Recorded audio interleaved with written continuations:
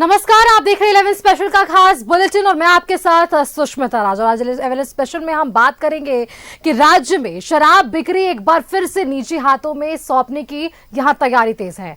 उत्पाद मंत्री ने कहा है कि निजीकरण पर विचार किया जा रहा है। सवाल यह है कि तत्कालीन उत्पाद सचिव विनय चौबे ने झारखंड की शराब नीति को अच्छा बताया था और दावा किया था कि शराब बिक्री से राजस्व बढ़ा है। अब ऐसे में आखिर फिर से शराब नीति बदलने की जरूरत क्यों पड़ रही है, इस रिपोर्ट के जरिए समझिए, फिर आगे चर्चा को बढ़ाते हैं। की उत्पाद नीति एक बार फिर बदलने की प्रक्रिया में है। कर्नाटक मॉडल का स्टडी कर अधिकारी वापस लौट आए हैं। अन्य विकल्पों पर भी विचार चल रहा है। विभाग ने टास्क फोर्स का गठन भी किया है, जो कि मिलावटी शराब बेचने, शराब की तस्करी जैसे शिकायतों पर फौरन रेड करेगी और एक्शन भी लेगी। पुरानी एजेंसी वेबल को काली सूची में डाला जाएगा। कंपनी कोर्ट से स्टे ऑर्डर ले आई है, फिर भी कंपनी पर सर्टिफिकेट केस कर पुराने पैसे वापस लेने की प्रक्रिया शुरू कर दी गई है। नहीं, उसका फलाफल भी मिल रहा है। अभी कई कंपनियों पर हमने कार्रवाई किया था, कुछ तो माननीय उच्च न्यायालय में गए जहां से वह स्टे ऑर्डर लाए हैं। और वेबल एक कंपनी है जमशेदपुर की, जिसको हम बीजी भी जब्त किए हैं और उस पर कार्रवाई भी करने जा रहे हैं, सर्टिफिकेट केस भी करेंगे और जो बकाया है उसका हम भुगतान हर हाल में सुनिश्चित करवाने का काम करेंगे कि राजस्व जो हमारा विभाग का उसके पास अधिक है, उसको हम लोग रिकवर कैसे करें, इस दिशा में पहल कर रहे हैं। धीरे धीरे हम बढ़ रहे हैं आगे और हम समझते हैं कि हमको सफलता मिलेगा और राज्य का राजस्व भी जो लक्ष्य है उस लक्ष्य को हम पार करेंगे और आने वाला वित्तीय वर्ष में शायद बेहतर होगा। सवाल यह है कि क्या एक बार फिर शराब बिक्री निजी हाथों में सौंप दी जाएगी। उत्पाद मंत्री कहते हैं कि सोच समझकर नए विकल्प को चुना जाएगा। अभी इस पर विचार चल रहा है। पूर्व उत्पाद मंत्री बैजनाथ राम ने निजी हाथों में बिक्री छापने के मॉडल पर काम शुरू किया था। विभाग उसको आगे भी बढ़ाने में लगा हुआ है। उत्पाद मंत्री के मुताबिक जो भी फैसला लिया जाएगा सोच समझ कर लिया जाएगा, कोई जल्दबाजी नहीं होगी। अभी हम लोग कई जगहों पर हम लोग सर्वे करके विभाग के पदाधिकारी अधिकारी आए हैं। हम लोग उसमें अभी वर्कआउट कर रहे हैं, देख रहे हैं कि अगर किससे भी बेहतर विकल्प कोई है क्या जो राज्य के राजस्व को बढ़ाया जा सकता है, तो उस पर भी हम लोग काम कर रहे हैं। लेकिन अभी कोई परिणाम में नहीं पहुंचे हैं। कोई निष्कर्ष पर पहुंचते हैं तो निश्चित तौर पर आपको हम बताएंगे। उत्पाद विभाग ने पिछले साल में कई प्रयोग किए हैं, जिसमें शराब की बिक्री को निजी हाथों से छीनकर सरकार की ओर से शराब बेचे जाने के विकल्प पर भी काम किया गया, लेकिन कोई भी प्रयोग सफल नहीं हो सका। छत्तीसगढ़ मॉडल भी अपनाया गया तो उसमें भी कई विवाद सामने आए। बात ईडी की कार्रवाई तक पहुंच गई। विक्रेता संघ भी जल्द कोई फैसला लिए जाने का दबाव बना रहा है। देखना यह होगा कि विभाग की ओर से क्या फैसला आता है और कब तक आता है। न्यूज़ 11 भारत के लिए कैमरामैन हेमंत के साथ शाहनवाज अख्तर की रिपोर्ट। राज्य की उत्पाद देखिए, ये चर्चा तेज है कि झारखंड में क्या फिर से बदली जाएगी शराब नीति। निजी हाथों में शराब बिक्री सौंपने की यहां तैयारी जरूर देखने को मिलेगी।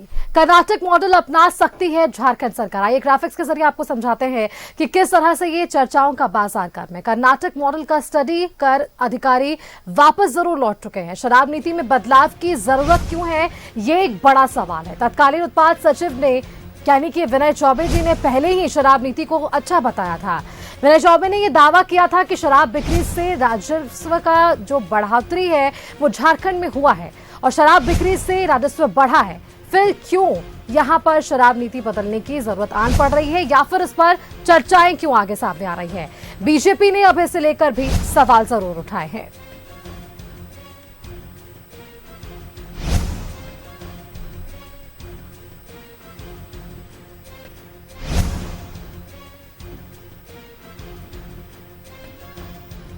वर्तमान में 2700 करोड़ की बजट विभाग को सरकार के द्वारा निर्धारित लक्ष्य निर्धारित किया गया। हम बेहतर और कैसे करेंगे, हम 3000, 3500, 4000 के लगभग कैसे पहुँचे, उस दिशा में हम लोग मंथन कर रहे हैं, चिंतन कर रहे हैं कि बेहतर और कैसे कर सकते हैं। तभी निजीकरण का जहाँ तक मामला है कि हम लोग उस दिशा में भी संभावनाएं तलाश रहे हैं कि अगर इससे बेहतर भी हो सकता है क्या, तो देखेंगे। लेकिन अभी कोई फाइनली नहीं हुआ है।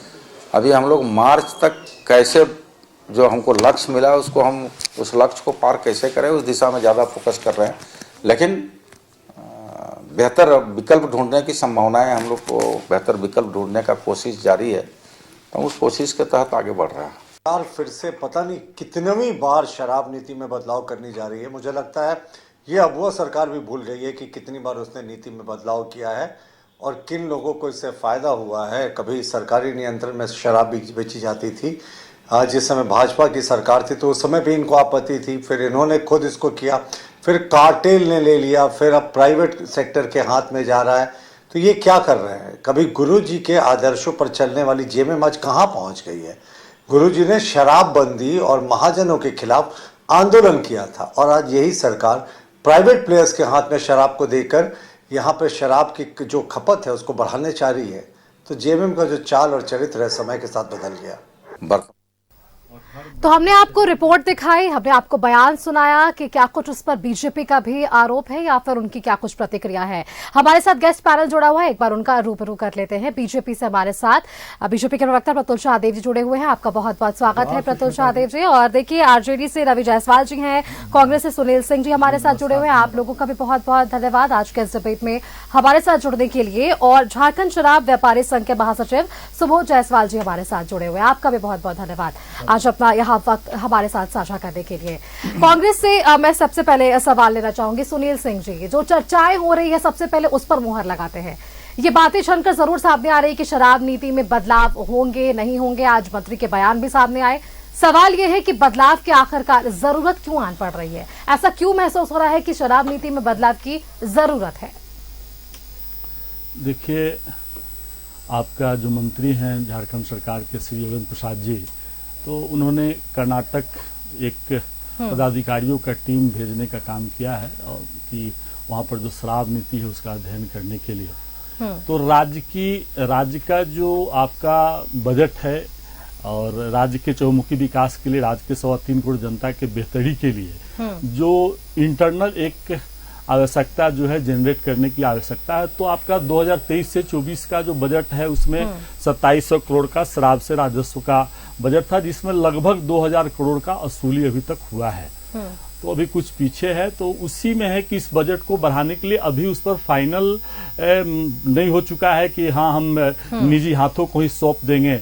उस पर अध्ययन किया जा रहा है और जरूरत पड़ने पर राज्य की राजस्व को शराब नीति के तहत कैसे बढ़ाया जाए, इस राज्य को कैसे समृद्ध किया जाए, वह भी एक मद्य निषेध विभाग आता है। तो एक गंभीर विषय है, इस पर मंत्री जी ने गंभीरता से लिया है और इसी कारण से आपको एक कमेटी भेजकर उन्होंने निर्णय लेने का काम किया। लेकिन अभी यह अंतिम निर्णय नहीं है कि हम निजी हाथों में सौंप देंगे। सुनील जी, आप राजस्व की बात कर रहे हैं, तो तत्कालीन उत्पाद सचिव विनय चौबे जी ने भी इस शराब नीति को लेकर कहा था कि राजस्व जो है वो बढ़ा है झारखंड सरकार का। फिर वापस से ये चर्चाएं क्यों दो? देखिए, आप अभी तो सुने मंत्री जी ने क्या कहा कि 2700 करोड़ है, हम इसको 4000 करोड़ तक लेकर जाना चाहते हैं। उसको हम 4000 करोड़ तक कैसे लेकर जाएंगे, इस विषय पर मैं अध्ययन कर रहा हूं। तो आपका देखिए, जरूरत पड़ने के अनुसार से राज्य के हित के लिए संशोधन करने की आवश्यकता होता है, बदलाव करने की आवश्यकता होती है। सरकारें कोई भी हो, जब सरकार गंभीर है, प्रतिबद्ध है, कटिबद्ध है राज्य की विकास के लिए, तो उस योजनाओं पर काम करना होता है। इसलिए उस पर अगर बदलाव की जरूरत पड़ेगी तो बदलाव होगा। प्रतुल शाहदेव जी, जरूरत पड़ेगी तो बदलाव होंगे, अब भी यही चर्चाएं, लेकिन सवाल यही था कि ये जरूरत क्यों आन पड़ रही है? बार बार नीतियों में बदलाव, इससे पहले छत्तीसगढ़, अब कर्नाटक। देखिए सुष्मिता, सबसे पहले मैं कुछ नीतिगत बातें बताना चाहूंगा, उसके बाद शुरू करूंगा बात अपनी को। आप देखें, शिबू सोरेन जी ने अपने राजनीतिक करियर की शुरुआत की थी महाजनों के खिलाफ आंदोलन से और शराबबंदी का बिगुल फूंक कर। और देखिए, आज अबुआ सरकार पार्ट 2 में ये चर्चा नहीं हो रही है कि हम कौन सा मॉडल तय करें जो हम पूर्ण शराबबंदी की ओर जाएं या इसकी खपत को कम करें, बल्कि उनके मंत्री जी टारगेट सेट कर रहे हैं कि साहब 2700 करोड़ क्यों उगाही होगी, हम 4000 करोड़ का उगाही करेंगे। ये तो खैर जेएमएम का जो नीतिगत आपको बात थी, पहले जिस आधार से जेएमएम आज खड़ी हुई थी, जिस शिबू सोरेन जी ने जिस आंदोलन की शुरुआत की थी, आज देखिए वो कहाँ यू टर्न लेकर पहुंच गया। और यू टर्न सुष्मिता इस सरकार के लिए कोई नई बात नहीं है। मुझे लगता है दिल्ली से तुगलकाबाद और तुगलकाबाद से दिल्ली तक का सफर शराब नीति ने बहुत बार तय किया। अगर आप देखें 2020-21, 2021-22 में प्राइवेट सेक्टर लॉटरी सिस्टम के जरिए दुकानों का आवंटन होता था, निजी दुकान थे उस समय। अचानक में 2023 में ऐसा महसूस किया गया कि नहीं, अब इसमें बदलाव होना चाहिए। और कौन सी लॉबी ऐसी थी जिसने छत्तीसगढ़ मॉडल को स्टडी करने के लिए एक कंसल्टेंट नियुक्त किया।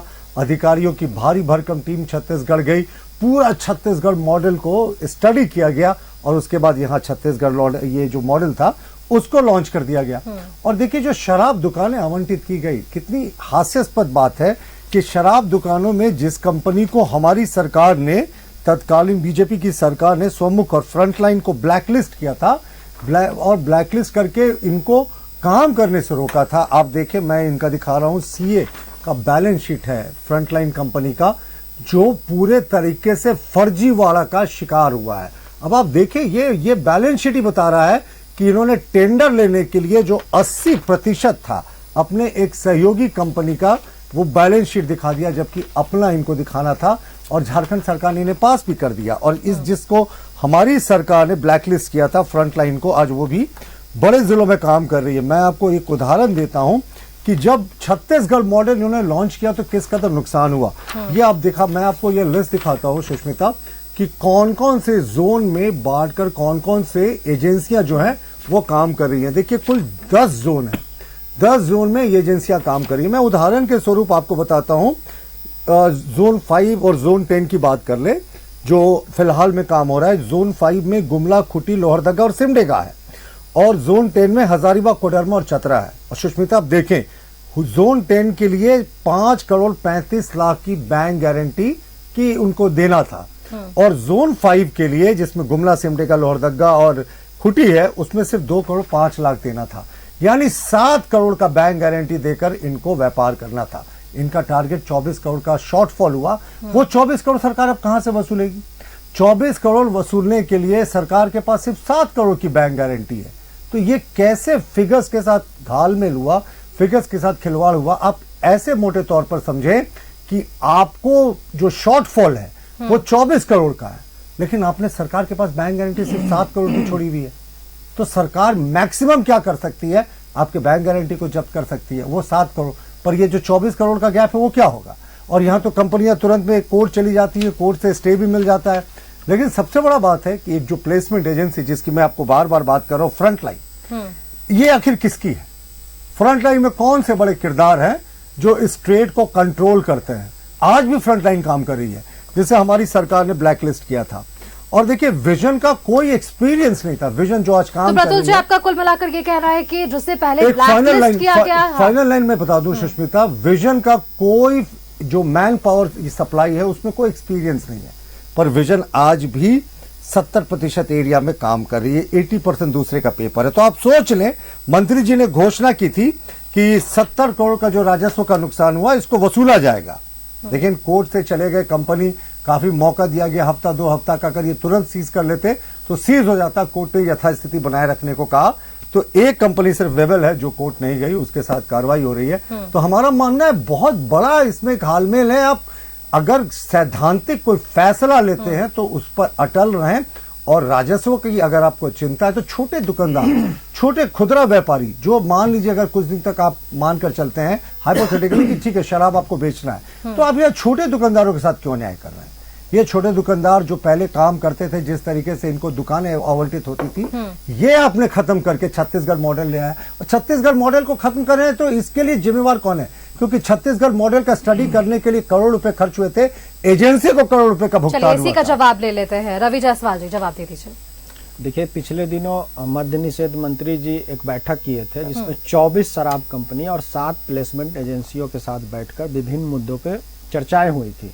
उसमें ये बात सामने आई कि जितने भी राज्य के शराब की दुकान हैं, उनमें जो कुछ अच्छे मॉडल की जो शराब होती है वो उपलब्ध नहीं होती है। प्लेसमेंट एजेंसियां कुछ खास वर्ग के शराब को ज़्यादा प्रमोट करती है और दूसरे शराब को प्रमोट नहीं करती है। तो ये सब अनियमितता सामने आई है। और मंत्री जी ने कहा कि अभी हम हर जिले में 1 से 2 मॉडल शराब की दुकान, जिसमें सम्भ्रांत रूप से, आर्थिक रूप से मजबूत जो व्यक्ति हैं, वो भी शराब जाकर के खरीदे। और इस तरीके से राजस्व बढ़ाने पे जोर दिए हैं। करीब करीब बड़े भाई ने बताया 1700 करोड़ रुपए का जो है वो राजस्व हासिल हो चुका है। 2700 करोड़ का लक्ष्य है, उसे और बढ़ा करके राजस्व कैसे बढ़ाया जाए, क्योंकि राज्य के चौमुखी विकास के लिए राजस्व का बहुत बड़ा योगदान होता है।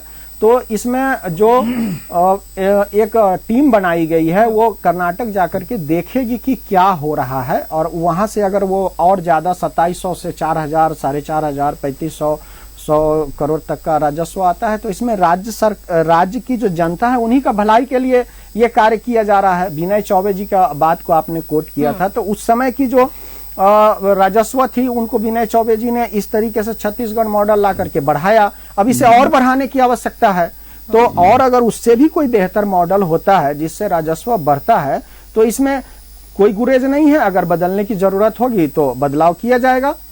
तो रवि जायसवाल जी, जो आरोप बीजेपी की तरफ से था, या प्रतोष महादेव जी जो अभी कह रहे थे कि कुछ ब्लैक लिस्टेड कंपनियों को आपने टेंडर दिया, फिर बाहर से इनसे काम, जी देखिए ये कुछ कंपनियों को कोट किए हैं, अगर उसमें अनियमितता होगी तो उनके ऊपर जांच होगी। माननीय मंत्री जी ने भी कहा है कि विधि सम्मत कार्रवाई होगी, सर्टिफिकेट केस किया जाएगा।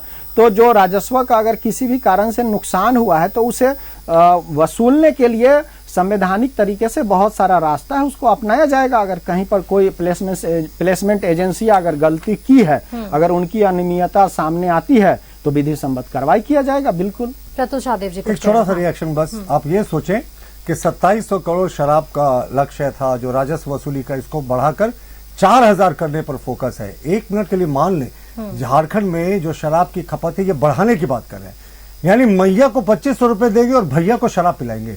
ये झारखंड सरकार का मॉडल है। ये आप क्या सोच रहे हैं साहब? आप अगर 4000 करोड़ का लक्ष्य रख रहे हैं तो ज्यादा शराब की बिक्री होगी। हम तो सरकारी नियंत्रण में, जिस समय हमारी सरकार थी बीजेपी की, हमने सरकार के नियंत्रण में करके इसको धीरे धीरे समाप्त करने की ओर अपने कार्य को आगे बढ़ाना शुरू किया था। तो उस समय जेएमएम के प्रवक्ता कुणाल सारंगी, जो बीजेपी होते फिर जेएमएम में, उन्होंने कहा था, सजेशन दिया था। सजेशन भी कैसा था सुनिए।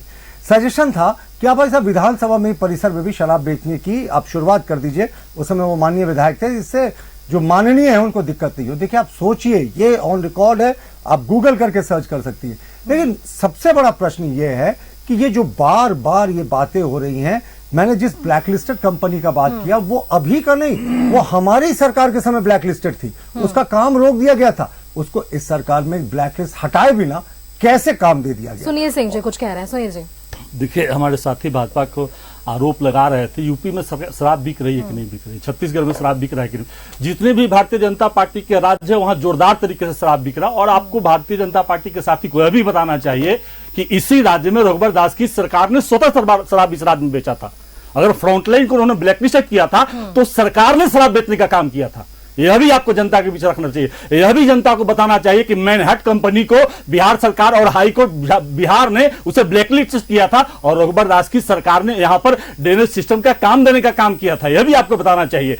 भारतीय जनता पार्टी को बहुत जल्दी किसी बात के लिए पीड़ा हो जाता है। भाई यह क्यों नहीं आप कहते हैं कि जब सुप्रीम कोर्ट ने पूरे देश के जो राज्य के संसाधन है उसके लिए उन्होंने आदेश दिया है कि आप सभी राज्य को पैसा दे दीजिए, और हमारे राज्य सरकार ने 25 नवंबर 2024 को मुख्य सचिव ने सुप्रीम कोर्ट के आदेश को लगाकर भारत सरकार के लिखते हैं, प्रधानमंत्री से आदरणीय मुख्यमंत्री हेमंत सोरेन जी पत्र लिखते हैं, लेकिन 1,36,000 करोड़ पर एक शब्द भी भारत सरकार के कोई भी भारतीय जनता पार्टी के नेता बोलने के लिए तैयार नहीं है। इस राज्य के 9 सांसद भारतीय जनता पार्टी के कोई भी बोलने के लिए तैयार नहीं है। इस राज्य के 27% ओबीसी आरक्षण राजभवन में लगता है, उस पर कोई भी बोलने के लिए तैयार नहीं है।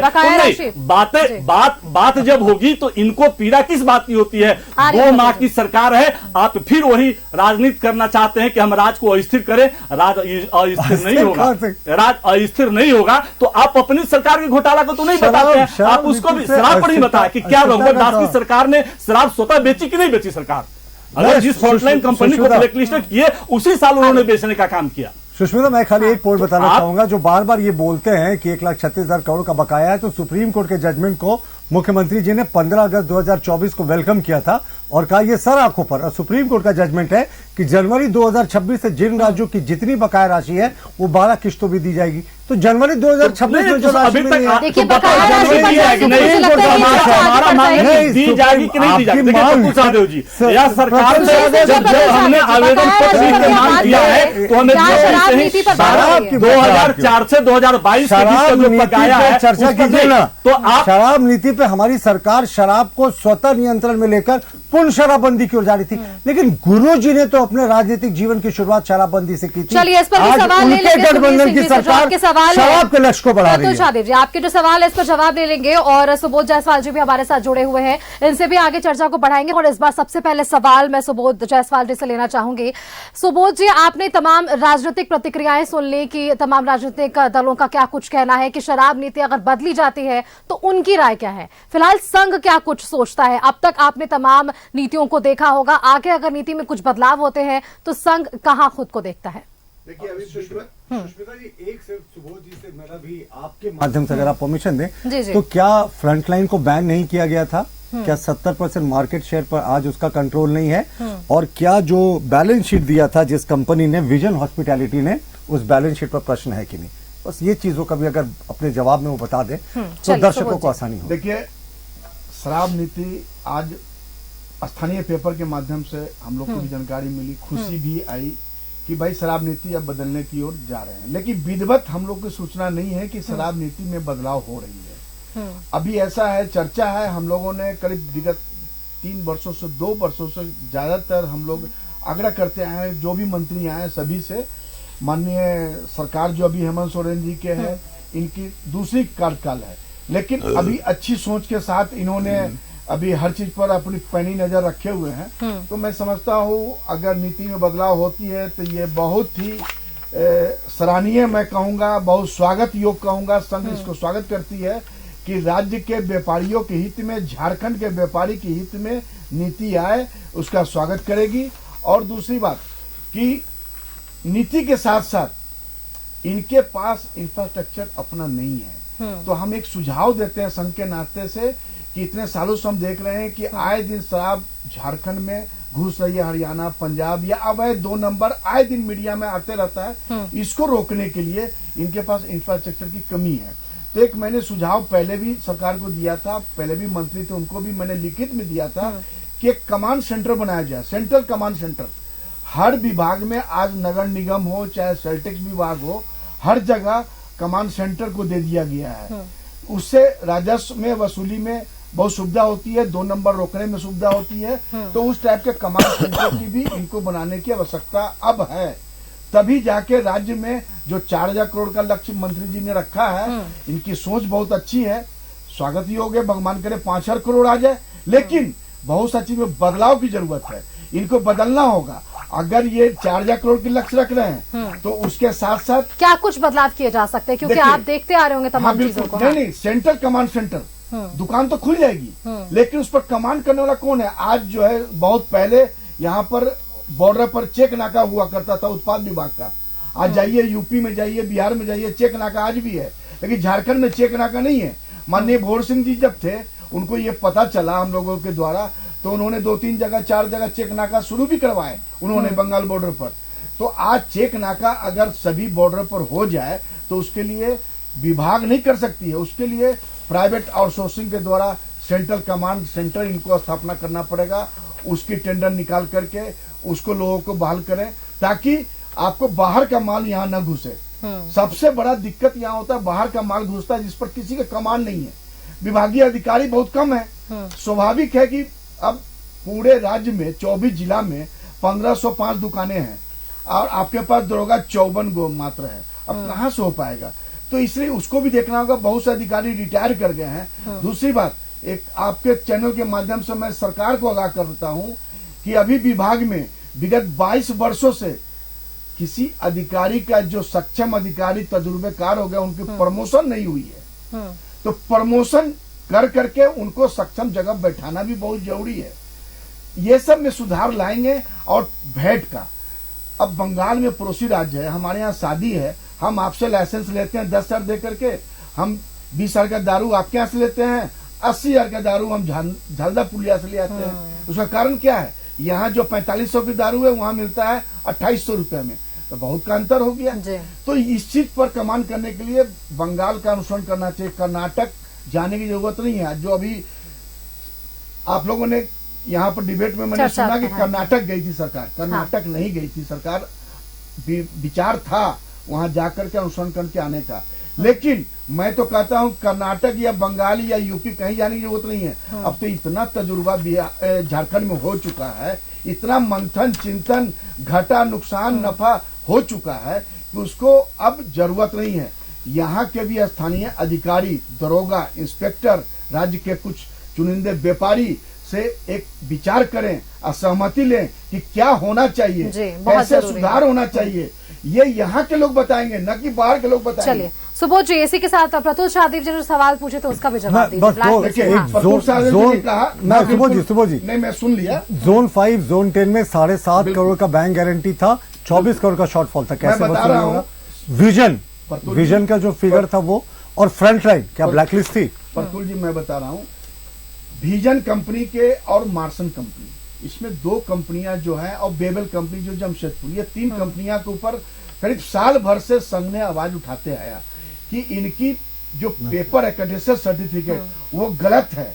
लेकिन विभाग कहीं न कहीं अपनी बचाव के चलते विभाग भी कहीं न कहीं चुप हो जाती है कि उसको दुकान चलाना है तो कैसे करे, अब कोई आ नहीं रहा है। तो 20% पेपर इनका है, 80% पेपर किसी और का सपोर्टिंग का है। तो आज भी वही हुआ कि 7,45,000 रुपया इनकी, 45 लाख, 7 करोड़ 45 लाख रुपया, हाँ 7 करोड़ 45 लाख रुपया इनका बैंक गारंटी जमा है। और दुकानें कितनी है, तो इनकी 7 जिला में दुकानें हैं। तो स्वाभाविक है कि आप खुला छोड़ दीजिएगा, दुकान में माल महाराज का मिर्जा खेल रहा है होली, दुकान से माल गोडाउन से जो आता है उसका पैसा विजन को नहीं जमा करना है या किसी प्लेसमेंट को नहीं जमा करना है।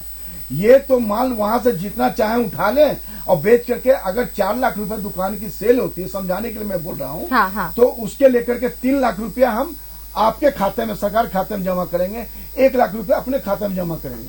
चूंकि हमने 7 करोड़ 45 लाख जमा किया, पहले तो वो निकालना है। दूसरी बात, इन लोग को क्या होता है, देखिए राज्य में अभी भी 2-3 कंपनियां हैं जो अपनी बदौलत प्लेसमेंट एजेंसी चला रही है। बाकी कुछ 2-3 कंपनियां हैं वो दूसरे को सबरलेट कर दिया, दूसरे के हाथे बेच दिया, 50 लाख उससे लिया, 1 करोड़। जैसे खूंटी में एक गरीब आदमी है, रिटायरमेंट आदमी है, उनका ज्योति सेल्स के नाम से 1 करोड़ रुपया बैंक में बंधक रख करके लिया गया है, उसी का बीजी जमा है विभाग में। आज उसकी अगर जांच हो, वो बेचारा कई बार दौड़ा विभाग में, लेकिन अभी तक ये क्लियर नहीं हुआ। सवाल उठता है, आपका पैसा ले करके आप हमको टर्मिनेट कीजिएगा, हम आपको पैसा वसूल नहीं होगा। वो कोर्ट में जाएंगे, कोर्ट से जब फैसला आएगी तो आएगी। छत्तीसगढ़ वाले 450 को लेके भाग गए, अभी सुप्रीम कोर्ट गए हैं। एक कोर्ट में एक बहस का 25 लाख से 16 लाख रुपए बहस का लगता है, वो पैसा कहाँ से आएगा? हम क्यों काम ऐसा करें?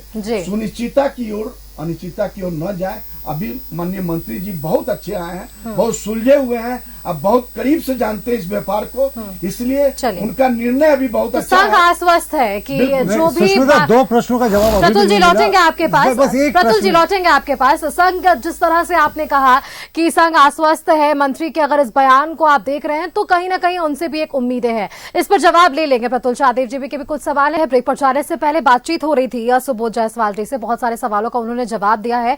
कुछ सवाल बीजेपी के भी तरफ से थे। प्रतुल शाहदेव जी, आपने कुछ सवाल पूछे थे, ब्लैकलिस्टेड कंपनी को लेकर हो या तमाम चीजें थी, क्या आप आश्वस्त हैं इनके जवाब से? प्रतुल शाहदेव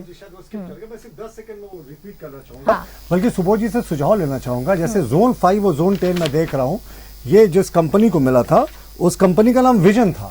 7.5 करोड़ में उसने बैंक गारंटी दी थी, 24 करोड़ का शॉर्टफॉल था। अब सुबोध जी को सुझाव देना चाहिए सरकार को कि ये 24 करोड़ सरकार कैसे वसूलेगी जो शॉर्टफॉल है, क्योंकि बैंक गारंटी तो 7.5 करोड़ की है।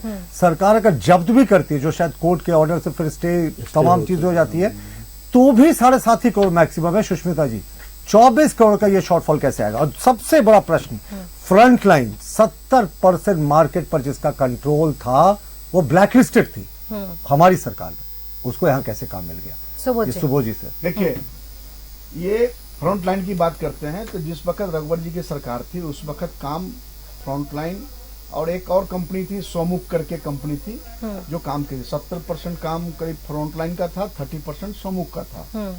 तो ये दो कंपनी काम करते करते बीच में जैसी शिकायत आई कि राजस्व में गड़बड़ी हो रही है और भी कहीं से माल घुस रहे हैं, राजस्व कमी हो रही है, तो इन लोगों को टर्मिनेट कर दिया गया और दूसरा टेंडर दूसरे साल में 1 साल ही चला पाए, उसके बाद रद्द कर दिया गया। रघुवर जी के पास अगर शिकायत पहुंची तो ये रद्द हो गया। अब रही बात की ब्लैक लिस्ट की, जो पैसा इनके पास रह गया था, जो सरकार के खाते में जमा नहीं हुआ, तो ब्लैक लिस्ट कर दिया गया। ये जानकारी हम लोग को भी थी उस समय, लेकिन अभी किस नाम पर लिया गया, तो फ्रंट लाइन और भी नाम रख करके ले लिए या कैसे ले लिए, ये तो जांच की विषय है, ये तो विभाग बताएगा। दूसरा नंबर इन्होंने एक चीज और कहा कि विजन कंपनी का 22 करोड़ रुपया, तो मैं बता देता हूं कि ये अभी जांच जो हुई है कल परसों में 21 तारीख को मंत्री जी का आदेश के अनुसार सभी दुकान अभी फिजिकल जांच किया गया, एक बोतल का, तो उस पे किया गया, बहुत अच्छा किया गया। हम ही लोगों ने विचार दिया था कि प्लेसमेंट एजेंसी की साइन होनी चाहिए और एक साइन ऑडिटर का होना चाहिए, एक साइन आपके दरोगा का होना चाहिए, एक साइन सुपरिटेंडेंट का होना चाहिए। तो ये करके अभी दिया गया है। उस आधार पर करीब उतना पैसा निकलता है, तो ये 7 करोड़ 45 लाख रुपया तो आपके पास है सुरक्षित, आप तो काट लेंगे उसको। लेकिन साहब जब जिस समय 12 करोड़ 13 करोड़ का था, नोटिस दिया था, उसी वक्त आपको जब संघ ने कहा था, उसी वक्त आपको टर्मिनेट करना चाहिए था 7 करोड़ काट के। 5 करोड़ के लिए आपको केस करना पड़ता। आपने समय दिया, आप समय क्यों दिया? यही पॉइंट है। 2-2 सप्ताह 3-3 सप्ताह समय दिया गया, तो इस बीच में कहीं ना कहीं तो कोई डील हुई होगी। चलिए इस पर ही जवाब ऑडिटर का फिगर भी विरोधाभासी था कि नहीं सुनील सुबोध जी? ऑडिटर की बात अब सुन लीजिए। ऑडिटर का भी बहुत ऑडिटर का प्रश्न उठा था। नियमावली में एग्रीमेंट में है प्लेसमेंट एजेंसी का, हर 14 दिन पर इसको दुकान जांच करके रिपोर्ट देना, एक कॉपी देना था प्लेसमेंट को, एक कॉपी विभाग को। तो ये एक बार भी जांच नहीं हुआ। एक बैग 6 महीना 7 महीना के बाद देखा जा रहा है, जब गड़बड़ी हो रही है हिसाब में, तब वो रिपोर्ट साल भर का, अब किसी को याद रहेगा, साल भर का वो हिसाब बनाकर ऑडिटर दे रहा है। आज ऑडिटर पर आंच उठाया जा रहा है, तो वो सही उठाया जा रहा है। ऑडिटर के ऊपर प्लेसमेंट होना चाहिए और उनको उससे भरपाई वसूलना चाहिए, इसलिए कि ऑडिटर 14 दिन के नियम अनुसार देना चाहिए। तो क्यों नहीं दिया उन्होंने? और उन्होंने नहीं दिया, जिसका कारण है क्या? सरकार का नतीजा भोगना पड़ रहा है। सुनील जी इस पर जवाब दीजिए। देखिए, सरकार बहुत गंभीर है, मंत्री जी ने तो बड़ा स्पष्ट किया है, और एक स्वागत जो कदम भी है कि अभी सुबोध जी बोल रहे थे महासंघ के महासचिव महोदय कि जो निर्णय सरकार ने लिया है, लगभग 1500 दुकानें हैं, तो लाखों लोग इससे इम्प्लाई भी हैं, लाखों लोगों का परिवार भी चलता है। और मंत्री जी का निर्णय है कि इसी राज्य में, इसी राज्य के लोगों को, निजी हाथ माने इसी राज्य के लोग जो व्यापारी हैं, व्यापारी संघ उनसे मंत्री जी से मिले थे, मिलकर उन्होंने बात रखी थी कि इसी राज्य के लोगों को जो शराब कारोबार से जुड़े हुए हैं उनको देना चाहिए। तो अब बातें आ रही है, हमारे साथी बोल रहे हैं कि भाई रिकवरी की बातें हैं, ब्लैक लिस्टेड होने की बातें हैं कि फ्रंटलाइन को कैसे दिया गया। तो हमें अब फ्रंटलाइन किस नाम से लिया है? जब वो ब्लैक लिस्टेड है तो उस नाम से तो ले नहीं सकता है, कहीं से न कहीं से हायर किए होंगे रजिस्ट्रेशन, किसी से न किसी से लिए होंगे और लेकर उन्होंने अपना कारोबार करा। तो एक जांच का विषय, और मंत्री जी इस पर भी बहुत गंभीरता के साथ में काम कर रहे हैं। हाईकोर्ट सरकार गई है, सरकार हाईकोर्ट जाने के बाद में सरकार खुद ही, जब ब्लैक लिस्टेड की मामला आया तो जितने कंपनियां हैं, 7 कंपनियां ने में 3 कंपनी संभवतः हाईकोर्ट गया तो उनको स्टे मिला है। स्टे कुछ समय के लिए मिला है, स्टे कुछ समय के लिए, कुछ समय 18 तारीख का डेट है, उनको मौका दिया गया है कि आप इस तक अपने पैसा का चुकता करें। हाँ, लेकिन एक गंभीर विषय जरूर है कि जो रेवेन्यू है, उस रेवेन्यू का कलेक्शन राज्य सरकार के लिए बहुत चैलेंजिंग है, तो चुनौती बड़ा है। तो कहीं ना कहीं सरकार इसके साथ गंभीर है। अभी हमें लगता है कि इंतजार करने की जरूरत है। 2 माह की सरकार है, और हमें जो जानकारी है कि फ्रंटलाइन को जब रघुवर दास की सरकार में ब्लैक लिस्टेड किया गया था, उस समय का भी पैसा शायद रिकवरी अभी तक नहीं हुआ है।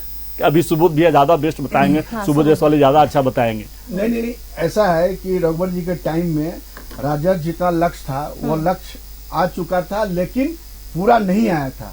लेकिन जो घाटा लगा उसके ऊपर प्लेंटी ठोक दिया गया, जो दोनों कंपनी थी, वो पैसा जमा नहीं हो सका। वही कोर्ट वाली मसला है। आज भी वही हो रही है। जो पहले तो हाँ, सवाल उठता है कि अभी जो इन लोगों को पैसा जमा करना है, पैसा कहाँ से जमा करेगा? सोचने वाली बात है। पैसा जमा नहीं हो सकता है। आप केस कीजिएगा, केस में लड़ करके जब फैसला आएगी, आपसे कमा करके तब तक दूसरा धंधा कर करके आप ही की फिर एजेंसी ले लेंगे हम, और आप ही से कमा के थोड़ा थोड़ा किस्त भरेंगे हम। लेकिन सरकार को अब डिटेन नहीं करना चाहिए। बहुत समय हो गया, फरवरी अब आ गया है। फरवरी में हम लोग को अब तक जनवरी में ही निकल जाता था इसकी नीति। अच्छा। ताकि इसका पब्लिश होता है, पब्लिश होने के बाद एडिक्शन होता है। तो ये सब बहुत लेट हो गया, लेकिन हम समझते हैं कि 10 तारीख तक 15 तारीख तक आ जाना, क्योंकि विधि शाखा और राजस्व विभाग और वित्त विभाग का अनुमोदन इस पर लेना पड़ता है। सुनील जी, एक सुझाव और दिया गया था सुबोध एक चीज और जी से। बताते हैं, सुनील जी ने कहा कि 2300 करोड़ चौबे जी के टाइम में लक्ष्य था। मैं बता देता हूँ ये रवि जी को कि 2300 करोड़ का लक्ष्य रखा गया था। 2300 करोड़ का संघ ने भी लिखित रूप में जगन्नाथ बाबू को दिया था। जगन्नाथ बाबू की बात को भी उन्होंने चौबे जी काट दिया था, नकार दिया था, लेकिन नहीं सुने थे। आज 2300 करोड़ नहीं आया, 2050 करोड़ आया, बीच में ही संशोधन कर करके कैबिनेट में, और 2050 पर ही क्लोज कर दिया गया। तो आखिर जो नुकसान हुआ कौन देंगे? चौबे साहब देंगे कि विभाग देगा? कौन देगा? तो देखिए, हम लोग व्यापारी करते हैं, आप एडवांस में टेंडर निकालते हैं, टेंडर प्रक्रिया लॉटरी होती है, लॉटरी पारदर्शिता होता है। दूसरी बात, आप भी, हम भी, कोई भी ले सकता है। तो उसमें जो अपना नियम है 2% और 5% सिक्योरिटी के साथ जमा करने पड़ता है। पहले 800 रुपया एक फॉर्म का कीमत रखा जाता है, 8000 रुपया, सॉरी, निगम क्षेत्र में। तो उससे करोड़ों रुपया तो इनको लॉटरी से आ जाता है, जो नॉन रिफंडेबल है। दूसरी बात कि आपको जो पैसा आना है एडवांस में हम दे रहे हैं, तो आप साहब बिना एडवांस वाले क्या क्यों दौड़ रहे हैं? आप एडवांस में धंधा कीजिए ना। राज्य के व्यापारी एडवांस में पैसा देने को तैयार है। अब व्यापार आपको राजस्व सुनिश्चित है, 3000 करोड़, 3500 करोड़, 4000 करोड़, जो आप रखेंगे लक्ष्य, उस हिसाब पर बहुत सा संशोधन के साथ आपको नीति लाना होगा। फिर आपको 4000 करोड़ कोई बड़ी बात नहीं है, लेकिन आपको भी कुछ चेंज करना होगा, तब जाकर होगा। व्यापारियों की मार्जिन बढ़ानी होगी। व्यापारी को मार्जिन देंगे तो चोरी नहीं करेगा, और नहीं तो व्यापारी को अगर मार्जिन नहीं देंगे तो वही चोरी होता है। सुनील जी, क्योंकि देखिए बहुत सारे सुझाव सुबोध जी ने दिए हैं, और इस बीच उन्होंने आपके पास भी होंगे प्रतुल जी, क्योंकि इन्होंने ये भी सुझाव दिए थे कि कर्नाटक मॉडल की हम बात कर रहे हैं, छत्तीसगढ़ मॉडल भी हमने यहाँ पे देखा है, झारखंड से यहाँ बहुत कुछ सीखने की जरूरत है। यहाँ जिस तरह से राजस्व की प्राप्ति हो सकती है, जो सुझाव यहाँ पर मिले हैं, वो बदलाव भी किए जा सकते हैं आने वाले नीति में।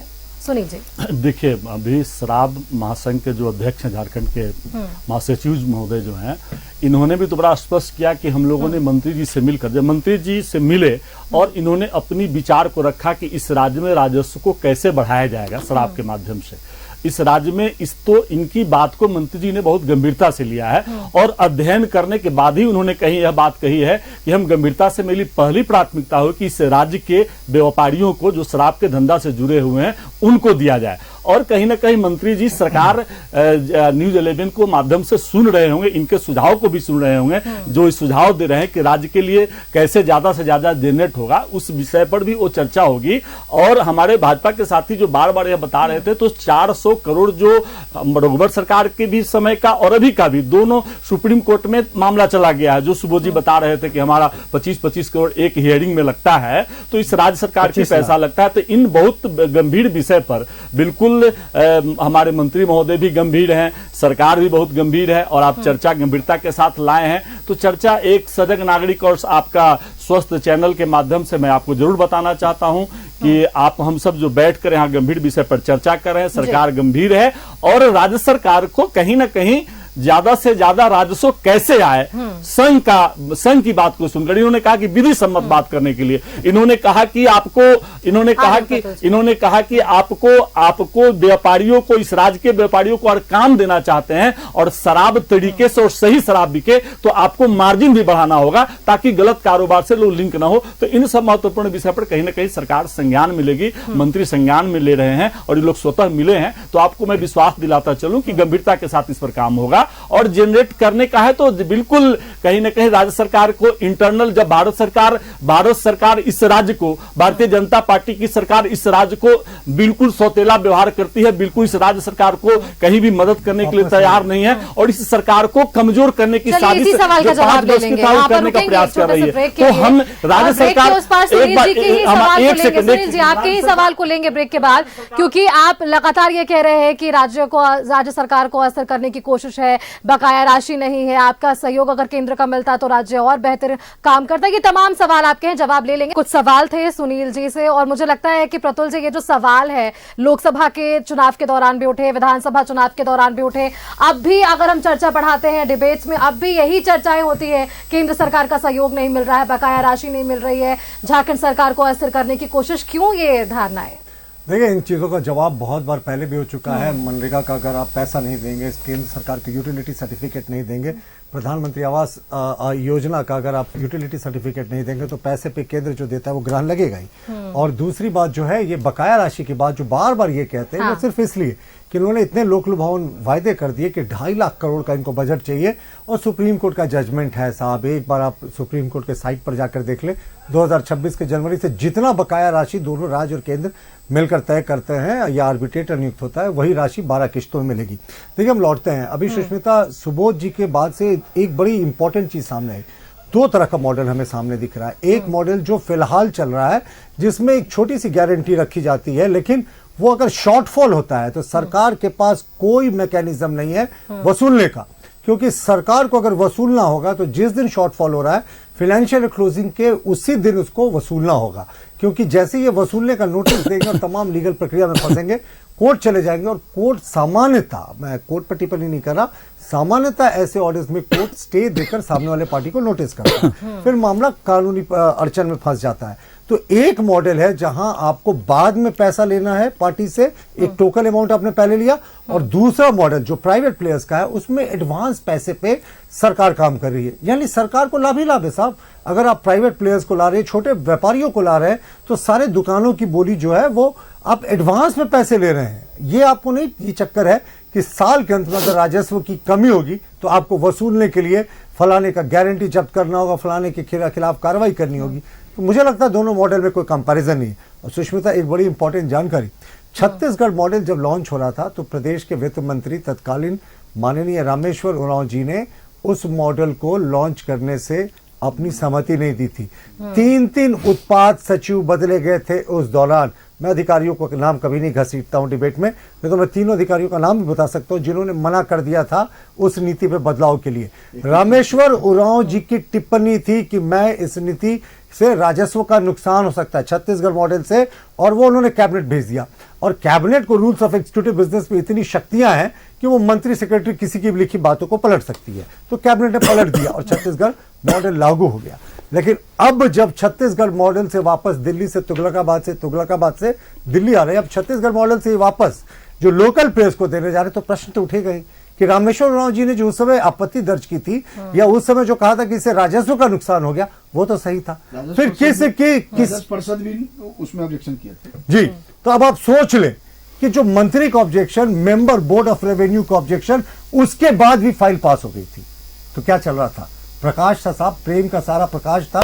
उनकी लीला है, प्रेम के प्रकाश में तो बड़ी लीला होती है। तो सब कुछ पास होता गया। लेकिन हमारा अभी भी मानना है मुख्यमंत्री जी विवेक अपना दिखाएं और यहाँ के छोटे व्यापारियों का संरक्षण करें, और छोटे व्यापारियों के हित में कोई भी फैसला ले, हम स्वागत करेंगे। रवि जायसवाल जी, क्या कुछ कहेंगे इनके इस बयान पर? देखिए, जैसे कि बात उठ रही है कि राजस्व का जो प्लेसमेंट एजेंसी के यहाँ पैसा गिर गया है, वो कैसे उसका वसूली होगा। मैं उदाहरण के लिए आपको एक बात बताना चाहता हूँ आपके चैनल के माध्यम से। केंद्र सरकार के द्वारा एक CGTMSE स्कीम चलती है, जिसमें बैंकों के द्वारा करोड़ों रुपया बिना गारंटी का, बिना कोई कोलेटरल का जनता को बिजनेस करने के लिए दिया जाता है। ठीक है, और उसकी रिकवरी सर्टिफिकेट केस करके या DRT के जरिए किया जाता है। केंद्र सरकार आप देखेंगे कि हजारों करोड़ रुपए स्टार्टअप के नाम पर या जो भारत के नागरिक हैं उनको देती है CGTMSE स्कीम के तहत। तो ये जो कह रहे हैं कि राजस्व का वसूली कैसे होगा, तो भारत के संविधान में प्रावधान है राजस्व का वसूली कैसे होगा, उसके लिए चिंता करने की जरूरत नहीं है। जब बात कोर्ट में जाएगी, कोर्ट निर्णय देगी, इसमें जजमेंटल होने का जरूरत नहीं है। मान लिया जाए कि 24 करोड़ रुपए बकाया हो गया, उसमें तुरंत में माननीय न्यायालय में मामला है और न्यायालय झारखंड सरकार के पक्ष में फैसला देगी झारखंड सरकार का पक्ष मजबूत है तो वो पैसा रिकवरी भी होगा। ऐसे शब्दों से परहेज करें कि सरकार के पक्ष में फैसला देगी। आपको मेरा बिल्कुल सुझाव है, बिल्कुल बिल्कुल नहीं ऐसा जब सरकार का कोर्ट के लिए डिसाइड नहीं करें। नहीं जब कोर्ट के सरकार लिए का पक्ष मजबूत है, हमने वहां पे बिल्कुल नहीं, हमने माननीय न्यायालय के मेरा ऑब्जेक्शन है कि कोर्ट झारखंड सरकार के पक्ष में फैसला बिल्कुल देखिए, हमने सामान दिया है प्लेसमेंट एजेंसी को और हम उनसे पैसे के लिए रिकवरी के लिए बिल्कुल कोर्ट का आप मानना नहीं है। आप बिल्कुल हम दावे के साथ कह रहे हैं कि हमने सामान बेचा है, हमने प्लेसमेंट एजेंसिया को सामान दिया है, उसका पुख्ता सबूत हमारे पास है और न्यायालय में जब हम जाएंगे तो न्यायालय क्या फैसला देगी? बिल्कुल फैसला देगी, बिल्कुल बिल्कुल नहीं, इसके बारे में आपको जानकारी नहीं होगी प्रतुल जी कि जब आप सर्टिफिकेट केस करते हैं, जब आप सर्टिफिकेट केस करते हैं टिप्पणी नहीं करें तो वहां पे जो भी फैसला देगी बिल्कुल बिल्कुल आप तब सर्टिफिकेट केस वसूली के बारे में, डीआरटी के बारे में आपको जानकारी नहीं है, जानकारी का अभाव है, आप इसका जानकारी लीजिए। बिल्कुल आप जानकारी बिल्कुल पहले चारा घोटाले का केस हुआ तो ठीक से लड़ लेते बस बस बस 5-5 केसेस में। अब ये तो हो गया ना कि जब आप संदीप पात्रा आपका इधर उधर का बात करने लगते हैं, जब हम आपको दावे के साथ कह रहे हैं कि सर्टिफिकेट केस क्या होता है, ये आप पता कर लीजिए सर्टिफिकेट केस होता क्या है, एकदम आपको जानकारी नहीं है। अब आप बात को दूसरे तरफ ले जाने लगे, जब आप लग रहे हैं बिल्कुल बिल्कुल। चलिए सुबोध जी भी कुछ कहना चाह रहे हैं, उनके पास भी जाएंगे। फिलहाल यहाँ पर वक्त एक छोटे से ब्रेक का हो रहा है, ब्रेक के बाद जल्द हाजिर होते हैं। रुकते हैं यहाँ पर ब्रेक के लिए।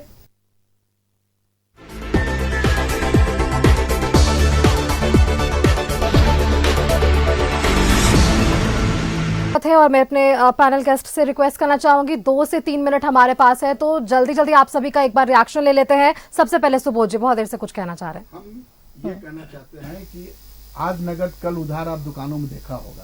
अभी रवि जी ने कहा कि पैसा वसूलेंगे, हम धंधाई वैसा क्यों करें, हम नगद क्यों नहीं बेचें? जब नगद बेचने के व्यापारी देने को तैयार है एडवांस में, तो हम उधार की अनिश्चितता की ओर क्यों जाएं? वो हुआ। दूसरी बात, आज देखिए विभाग का 28 आज 29 दिन हो गया, पूरे 1 महीना होने जा रहा है। अभी कमिश्नर और जे स्पेशल का एमडी का पद खाली है, रिटायर कर गए इसके पहले, लेकिन आज 1 महीना होने जा रहा है, अभी तक अधिकारी नहीं है। अभी 450 करोड़ का कंपनियां का बकाया हो गया, किसी तरह का भुगतान नहीं हो रहा है। कंपनी माने विभाग तो एकदम मरणासन उदास बैठी हुई है। तो ये कहीं ना कहीं बहुत दर्शाता है कि बताइए अधिकारी एक महत्वपूर्ण पद पर नहीं है तो जो मर्जी सो कर रहा है लोग, तो इस पर भी ध्यान देना चाहिए। सरकार से आग्रह करते हैं कि 1-2 रोज में जल्द से जल्द अच्छे कमिश्नर को लाएं और एमडी का पद भी यहाँ अलग होना चाहिए। जबकि बिहार में एमडी अलग होते थे जीएस मिशल का, और यहाँ जो कमीशन होते हैं उन्हीं को एमडी दिया जाता है। तो जो रक्षक वही भक्षक वो नहीं चलेगा। जेएस मिशल को अलग एमडी एक चाहिए और कमिश्नर अलग चाहिए एक्साइज को। सुझाव है, सुनील जी क्या कुछ कहेंगे? सुझाव इनका सकारात्मक है, सुझाव बिल्कुल सही है और रवि जायसवाल जी ने बड़ा स्पष्ट किया है। देखिए आपके जनता को और जो श्रोता है जानकारी उनको होनी चाहिए कि इन्होंने कहा है कि झारखंड के महाधिवक्ता जो सरकार के हैं उन्होंने मजबूती से पक्ष रखा है और आप सब बोल रहे हैं कि एजेंसी 7 एजेंसियां में 4 एजेंसियां के पास में पैसा बकाया है, तो हाईकोर्ट माननीय हाईकोर्ट के बीच में बात को महत्वपूर्ण रखा गया है और विश्वास जताया जा रहा है कि हाईकोर्ट कहीं न कहीं सम्मान के साथ में इस राज्य की बकाया राशि, इस 3.25 करोड़ के जनता का जो बकाया है उस पर गंभीरता से निर्णय लेने काम करेगी। और बात बार बार भाजपा के साथ ही बताते हैं चारा घोटाला का, भाई देश का सबसे बड़ा घोटाला व्यापम घोटाला इस राज्य में 200 करोड़ अभी बकाया हो गया है। अभी प्लेसमेंट वो कहाँ से आएगा? 200 करोड़ कहाँ से आएगा? 70 करोड़ तो मंत्री जी ने घोषणा किया जो पेपर के अनुसार। भाई प्रतुल सहदेव जी, जब किसानों का 2 लाख करोड़ अपना ही माफ किया और अपने भारतीय जनता पार्टी व्यापारियों की 11 लाख करोड़ प्रधानमंत्री मोदी जी ने माफ कर दिया, वो कहाँ से आएगा? वो कहाँ से आएगा? वो देश के जनता का पैसा आप कहते हैं कि चौकसी 12 किस्तों में राज्य सरकार क्योंकि ब्रेक पर जाने से पहले रवि जायसवाल जी ने अपनी बातों को सामने रखा था। रवि 12 किस्तों में केंद्र सरकार राज्य सरकार का बकाया राशि कैसे दे, उसको भी उसका कोई रोड मैप तैयार नहीं किया चलिए, गया है। जवाब ले लेते उसका समय की कोई पाबंदी, प्लान कम नहीं किया शब्दों गया में है। प्रतुल शादी का जवाब सुप्रीम देते कोर्ट का जज जो ये आया है उसमें आप कह रहे हैं कि सुप्रीम कोर्ट का जजमेंट है, जजमेंट है, सही बात है, लेकिन 2026 में कैसे दीजिएगा 12 किस्तों में? ठीक है, आपके सवालों के समय की पाबंदी है। प्रतुल शाहदेव जी कम शब्दों में जवाब दे दीजिए। हाँ, कहते हैं ना, नशा शराब में होता लेकिन नाचती दिख रही शराब नीति। तो झारखंड के बारे में तो सिर्फ ये 2 लाइनें काफी हैं। शराब नीति नाच रही है जैसा शराब की बोतल उसको नचाना चाह रही है। हम कह रहे हैं अभी भी छोटे व्यापारियों के हित में सरकार निर्णय ले। 200 करोड़ की बकाया राशि अभी सुबोध जायसवाल जी ने बताया, वो कैसे वसूला जाए उस पर गहन चिंतन हो। और ये जो बार बार कहते हैं ना, ये डेविएशन की टैक्टिस, ये बंद करें। शराब नीति पे बात हो रहा है साहब, छत्तीसगढ़ के मॉडल को अपनाने के लिए। छत्तीसगढ़ का मॉडल रघुवर दास अपनाए थे कि नहीं?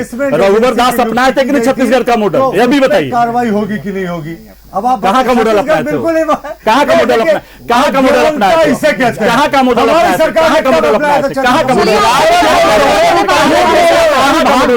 अरे भारतीय जनता पार्टी में झूठा कौन हो सकता है? भारतीय जनता पार्टी झूठा कौन हो सकता है? भारतीय जनता पार्टी झूठा कौन हो सकता है?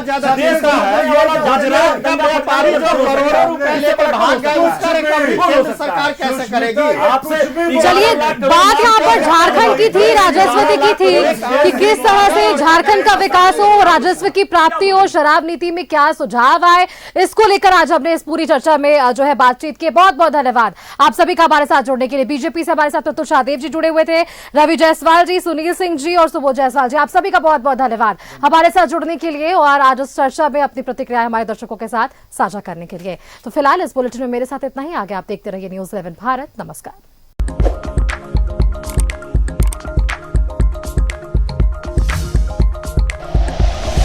Like and share videos, subscribe करें हमारा चैनल और प्रेस करें बेल आइकॉन। न्यूज़ 11 भारत, सच है तो दिखेगा।